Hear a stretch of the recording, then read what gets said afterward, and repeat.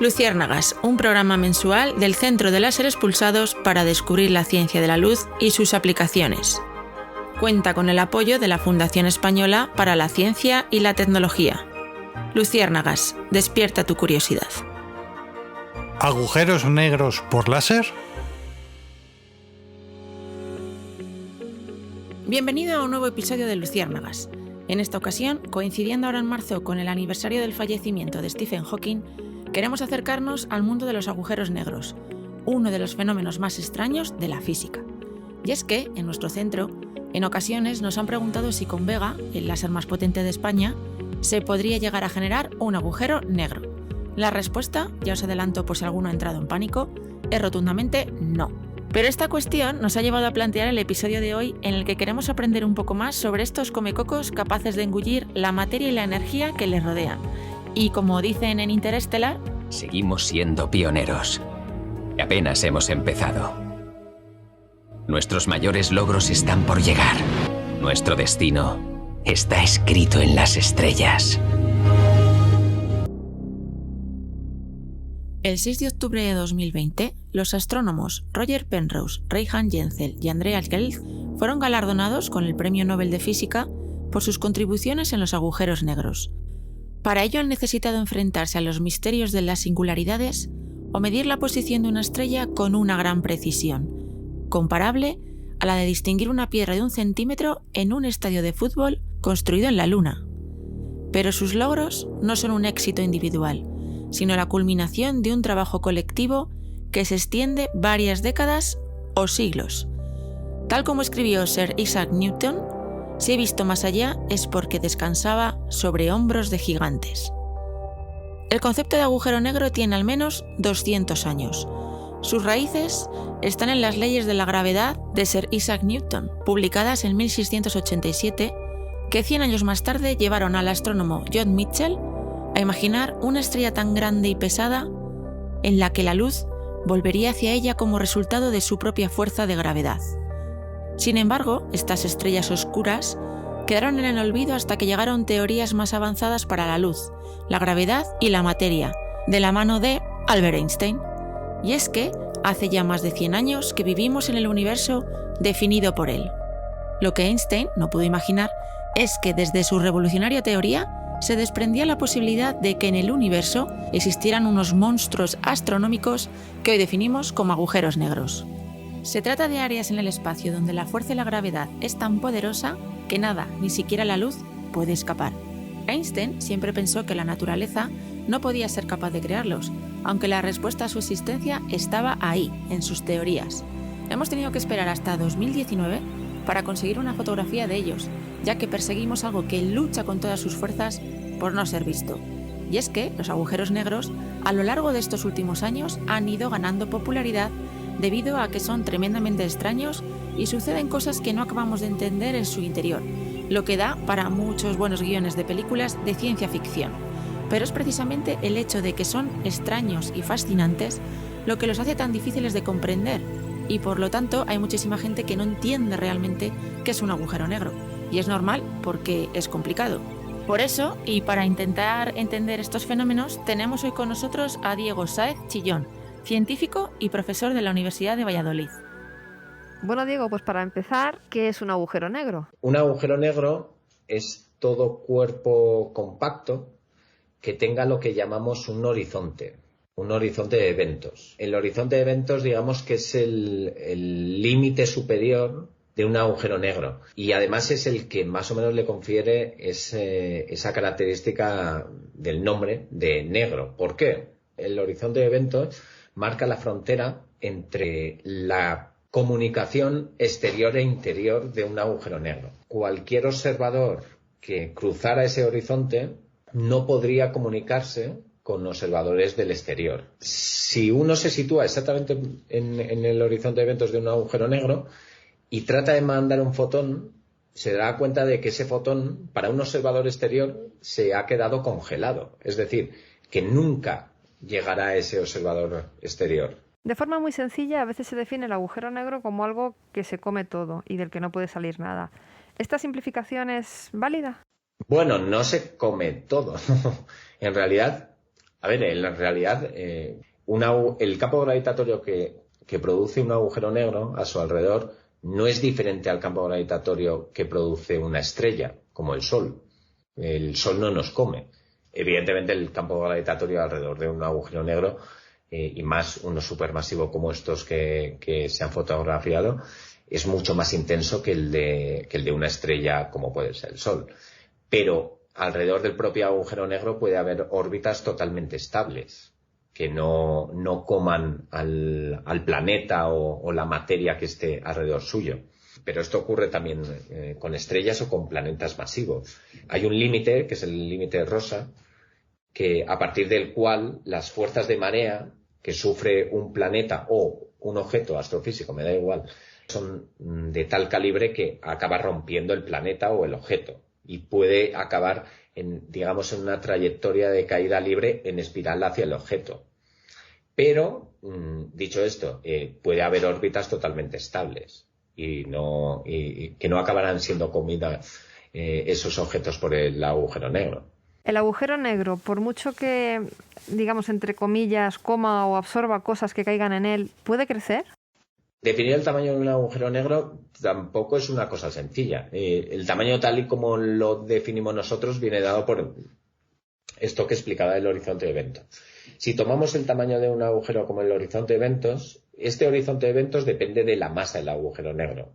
Con lo cual, si la masa del agujero negro va aumentando, el horizonte de eventos también va aumentando con él.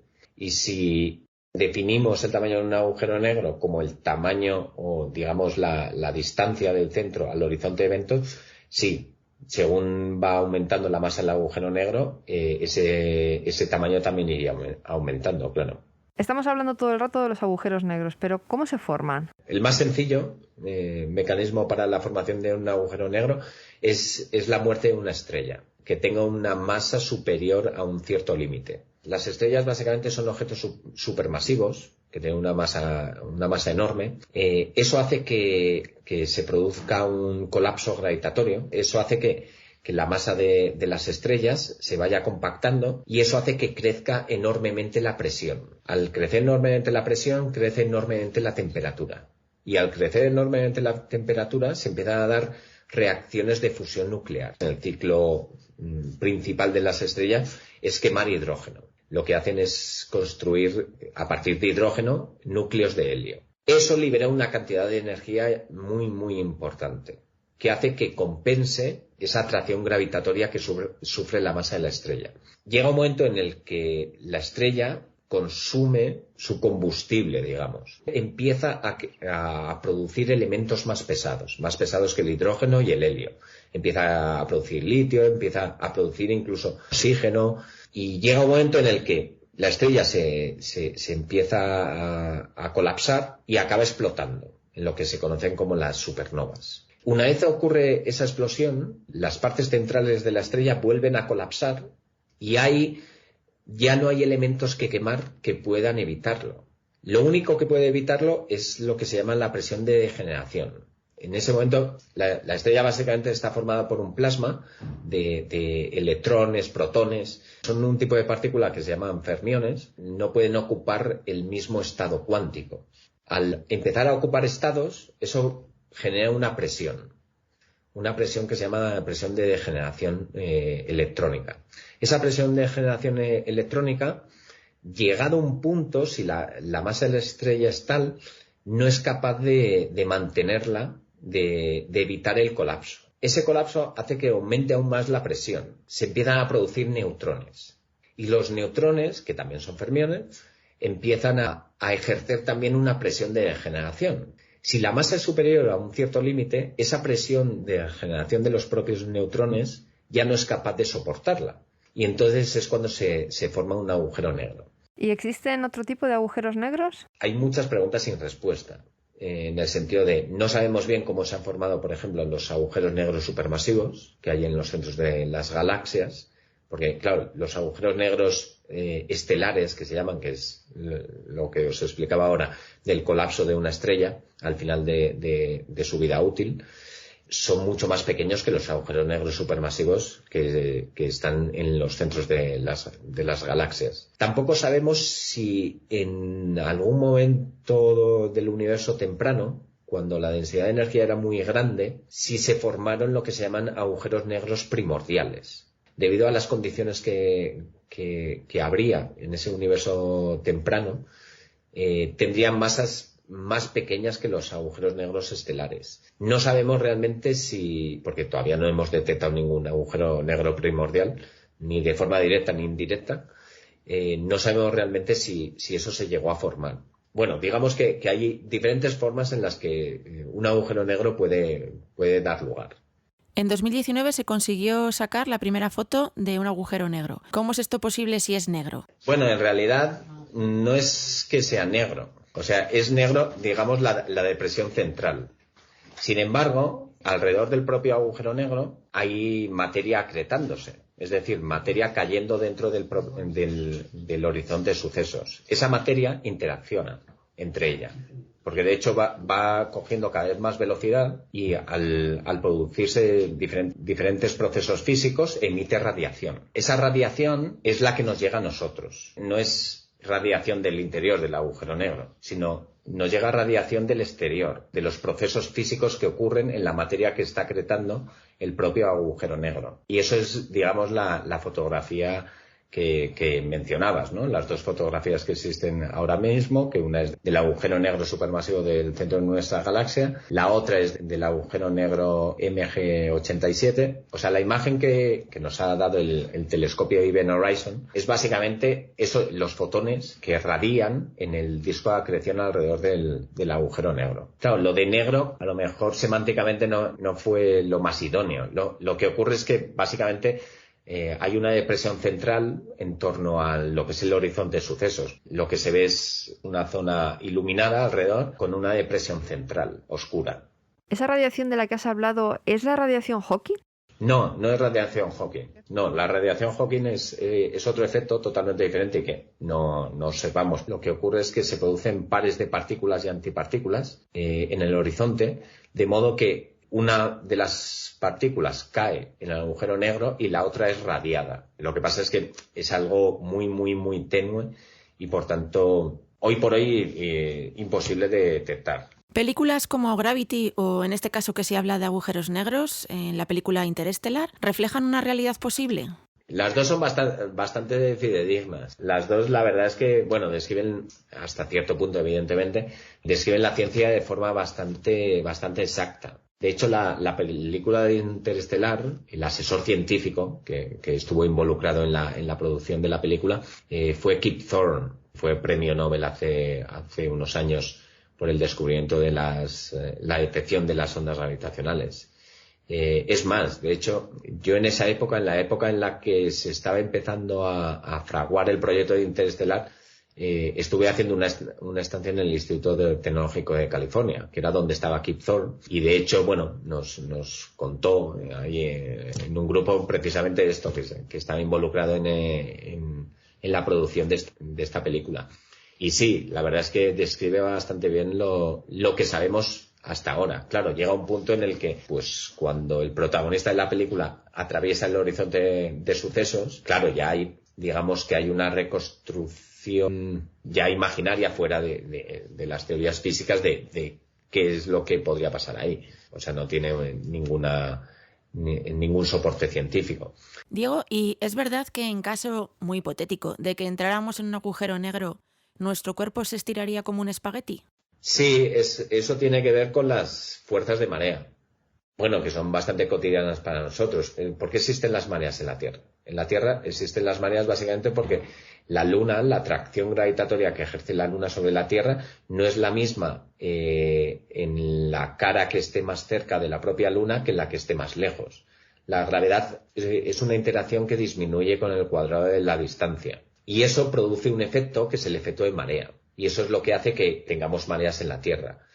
En un agujero negro, ese efecto es aún más intenso. Imaginémonos que nosotros pues estamos cayendo en una trayectoria radial hacia un agujero negro. La gravedad que experimentan nuestros pies en comparación a la que experimentaría nuestra cabeza tendría una diferencia bastante grande. La gravedad del agujero negro tiraría más fuerte de nuestros pies y menos de nuestra cabeza, lo que haría el efecto ese que se llama de espaguetización. Y según esto que nos has comentado, ¿el Sol, que también es una estrella, se puede llegar a convertir en un agujero negro? El Sol probablemente acabe como una enana blanca. ¿Por qué? Porque el Sol tiene una masa por debajo de ciertos límites, con lo cual lo que ocurrirá es que cuando acabe de quemar hidrógeno, empezará a expandirse, habrá una pequeña explosión, que es lo que se conoce como nova, en contraposición a las supernovas, que son las novas son más pequeñas.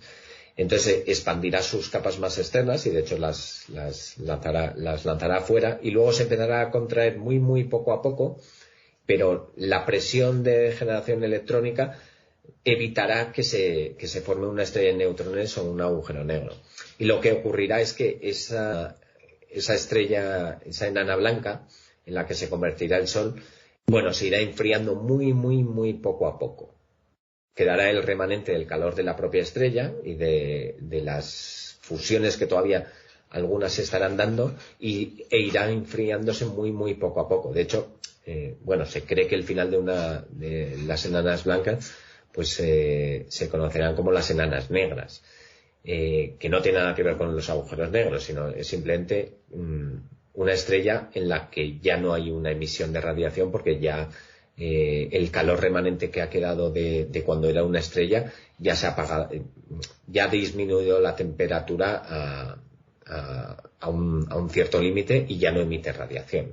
Por tanto, teniendo en cuenta todo lo que nos has contado, ¿podrías decirnos por qué no es posible con un láser como el que tenemos aquí en el Centro de Láseres Pulsados, el láser Vega, que tiene 1 petavatio de potencia, por qué no sería posible generar un agujero negro? Es algo muy, muy hipotético. Para llegar a crear un agujero negro tendríamos que alcanzar unas energías que evidentemente están totalmente fuera de nuestro alcance, pero totalmente fuera no es la fusión nuclear. La fusión nuclear sí está a nuestro alcance, y de hecho se ha conseguido la fusión nuclear. Lo que no se ha conseguido es controlar la cantidad de energía que uno aporta y que uno extrae de esa fusión nuclear. Esa eficiencia no se ha conseguido todavía, y es lo que se está intentando en el ITER, ¿no? en este prototipo de reactor nuclear. Ir ese paso más allá yo no creo que sea posible. O sea, eso implicaría unas energías, como digo, no creo que seamos capaces de llegar a ellas.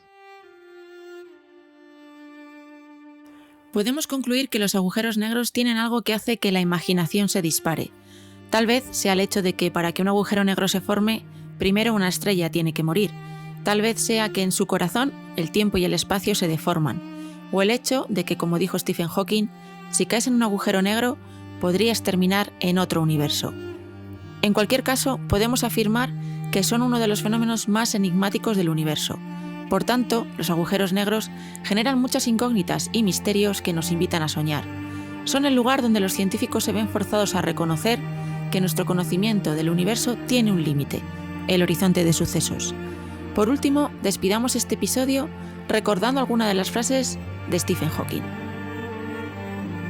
El hecho de que nosotros, los humanos, hayamos sido capaces de acercarnos tanto a la comprensión de las leyes que nos gobiernan a nosotros mismos y nuestro universo es un gran triunfo. Así que acuérdense de mirar hacia las estrellas y no hacia sus pies. Intenten encontrarle un sentido a lo que ven y pregúntense por aquello que hace que exista el universo. Sean curiosos, y por muy difícil que pueda parecerles la vida, siempre hay algo que pueden hacer y en lo que pueden tener éxito. Lo importante es que no se rindan.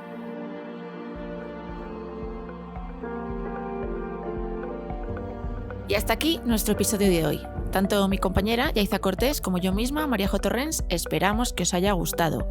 Recordad que podéis descargaros este podcast en las plataformas iVoox, Spotify, Google Podcast, en la página web luciérnagas.clpu.es y en la app que os podéis descargar en vuestro móvil. Además, ya sabéis que en nuestra web tenemos abierto un canal donde podéis enviarnos vuestras preguntas, sugerencias y opiniones. Y sin más, nos despedimos. Gracias por escucharnos.